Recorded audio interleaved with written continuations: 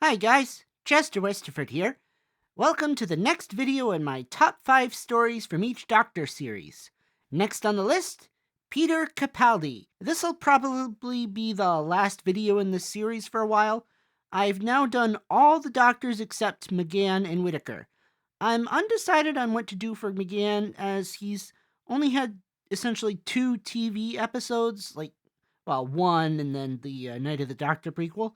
I might do one based around his Big Finish adventures, but currently I'm kind of going through and revisiting some that I've heard and listening to ones I haven't heard, so I'm going to wait till I've got a few more in the can because I don't even remember a lot of the ones that I've heard. Yeah, I might do one of those eventually, but not right now. And as for Whittaker, well, I'll save hers for after her final episode airs, as I think it would be, well, kind of unfair and pointless to do a top 5 until then. But yeah, without further ado, here's my top 5 Peter Capaldi stories.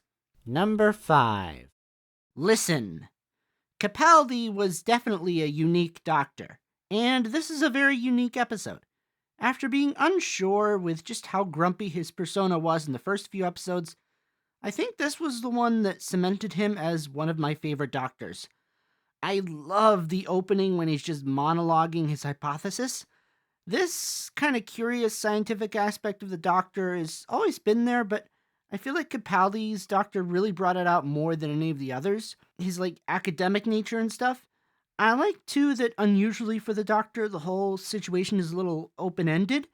We find out in that brilliant scene in the barn the real reason why the Doctor has always been curious about the subject of this episode, and how cool was that scene.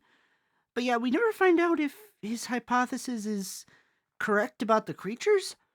There are little bits sprinkled throughout here and there that he might be right, like the word listen written on the chalkboard in the TARDIS, or even some hints that there might be perfectly good explanations for the mysterious events, like when the coffee cup disappears and it turns out he took it.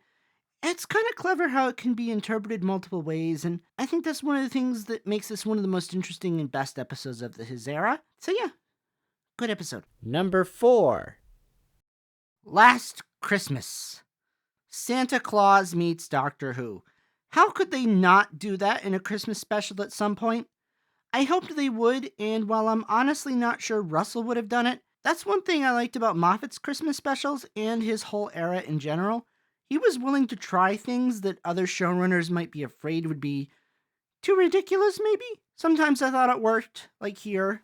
Other times I'm not so sure, like the Statue of Liberty and the Angels Take Manhattan. But yeah, it's not just the Santa Claus aspect, though. I think this is just a really good story with the dreams inside the dreams. Not a new idea, of course, but it was interesting to see it done in a Doctor Who-y way. I think the characters are well played and well written. I still think Shauna would have been a great companion. Yeah, this might be one of my favorite of Capaldi's Christmas specials, in fact. And one of my favorite Christmas specials overall. Number 3. The Magician's Apprentice and the Witch's Familiar.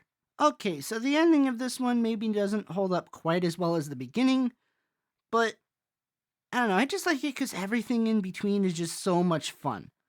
That might come from the fact that much of it is, it's kind of fan servicey. It is really. Would the casual viewer recognize the name Davros? It had been, 7 years since his last appearance, and they definitely wouldn't have the connection that fans did with him. So some of this might not have impacted them as much as it did to someone like me who's knows the show's history and has seen all the Davros appearances before. But yeah, sounds like I'm criticizing the story, but I'm not. I think it's good for the show to do this every now and then. It's good to do brand new stuff, but it's also healthy for the hype if you can call back to the old favorites every now and then. Gets people excited. Sure got me excited. And the whole story, like I say, is just a ton of fun. The Doctor and Davros' wheelchair, the misadventures of Clara and Missy. Underneath all that, of course, is also those excellent scenes between the Doctor and Davros. Come on, those scenes are just, between the two, were, to me, a masterclass in writing dialogue and acting it out. In my opinion, at least. Like I say, the only thing about this episode that does let it down is kind of the ending. I feel was a bit almost anticlimactic.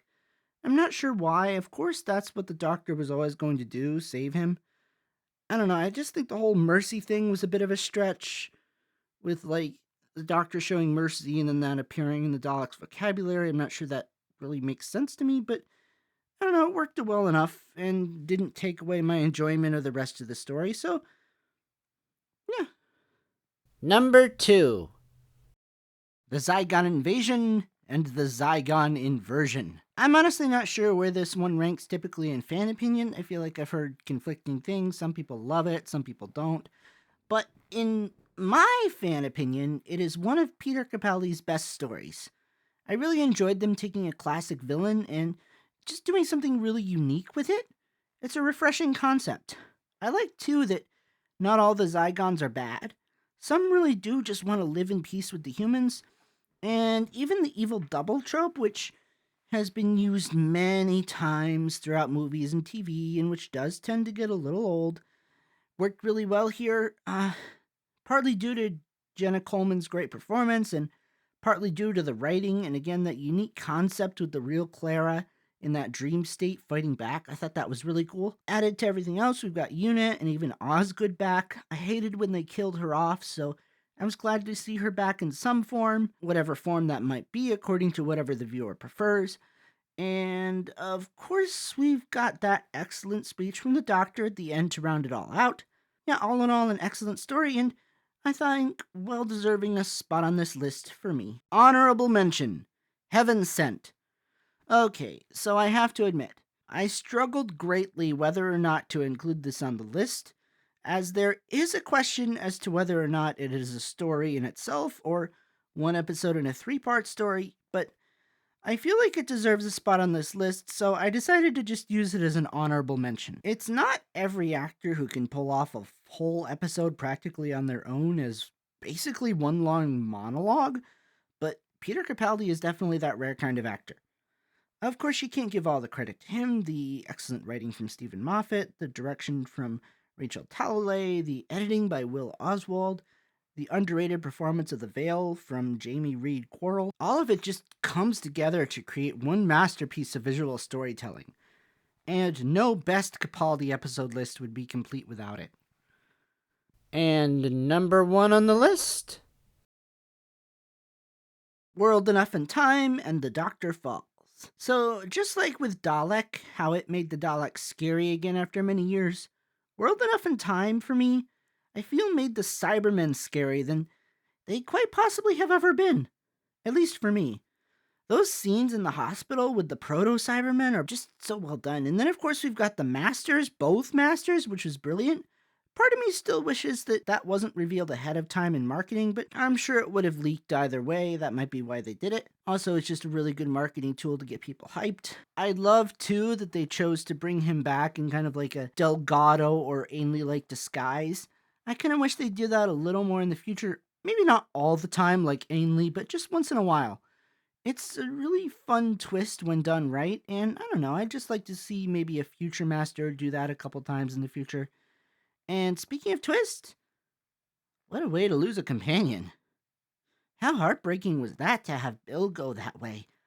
As for the second part, The Doctor Falls, it's maybe not quite as good as the first, but it's really close. I like the setting and the idea of the farm on the ship. It's so ridiculous and bizarre, but in a way that only a show like Doctor Who I feel like could pull off. Just having these farmers go up against these futuristic Cybermen, the juxtaposition I think works really well for me. And the Cybermen as scarecrows, that was cool. All in all, just another one that's so well directed by Rachel Talalay. She's a really good director. I'm looking forward to seeing what she does for that 60th episode she's directing. Anyways, I could go on and on about these videos, but I won't because, well, I need to end the video. So that's my list. What do you think?